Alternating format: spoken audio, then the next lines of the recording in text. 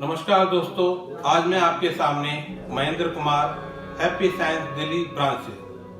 दोस्तों, जैसा कि हम सब लोग इस वक्त लॉकडाउन के अंदर अपने अपने घरों में रह रहे हैं, तो आज मैं आपके सामने एक मास्टर रियो ओकावा द्वारा लिखी गई किताब जिसका शीर्षक है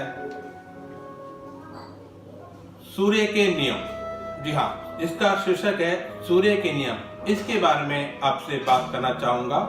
ये मास्टर रियो ओकावा द्वारा लिखी गई बहुत ही विश्व विख्यात पुस्तक है और इसकी पूरे विश्व भर में करीब 10,000 करोड़ कॉपियां बिक चुकी हैं।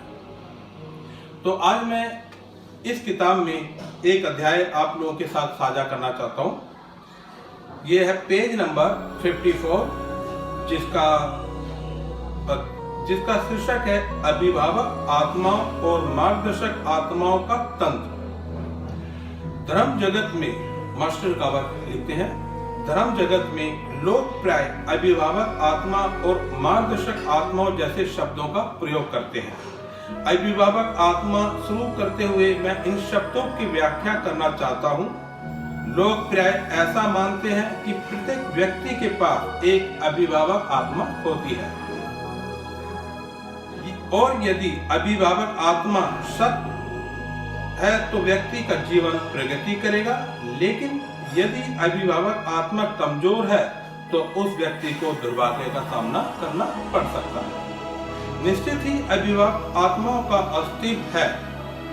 प्रत्येक व्यक्ति के पास एक अभिभावक आत्मा होती है और आपकी अभिभावक आत्मा आपके जीवन को कुछ हद तक प्रभावित कर सकती है। लेकिन महत्वपूर्ण प्रश्न यह है कि मार्गदर्शक आत्माएं जो आत्मिक संसार में रहती हैं, मनुष्य की रक्षा क्यों करती हैं?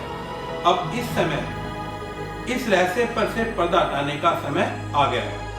इस तरह की बहुत तरह की जानकारी आपको इस किताब में मिलेगी। इस किताब में मास्टर ओकावा ने हमारे जीवन से लेकर मरण तक इस संसार में कौन कौन से ग्रह, कौन कौन से धर्म, कौन कौन से देवी देवता किस किस समय पर किस किस शिक्षाओं के साथ धरती पर उनका आगमन हुआ और इस तरह हमारे जो जीवन है, हमारी जो आत्मा है, उसके क्या नियम है, इस तरह की सारी जानकारी इस किताब में आपको मिलेगी। तो मैं दोस्तों आपसे अनुरोध करना चाहूंगा, आपसे आग्रह करना चाहूंगा, इस लॉकडाउन के समय आप इस किताब को पढ़ें और इस किताब को आप समझें। इस किताब के बारे में अगर आपको इस किताब को पढ़ने की इच्छा है तो आप ये किताब अमेज़न से या फिर हमारा जो ब्रांच है दिल्ली ब्रांच में या कहीं भी जो भी आपके सिटी में ब्रांच पड़ती है हैप्पी साइंस की, आप उनसे कांटेक्ट करके किताब की कॉपी ले सकते हैं।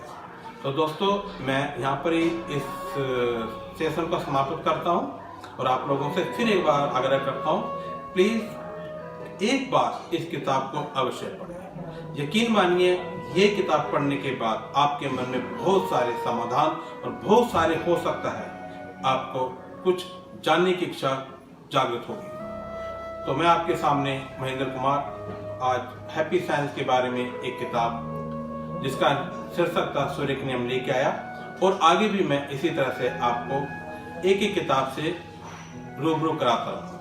धन्यवाद, आप लोगों का बहुत बहुत धन्यवाद। घर पे रहें, सुरक्षित रहें।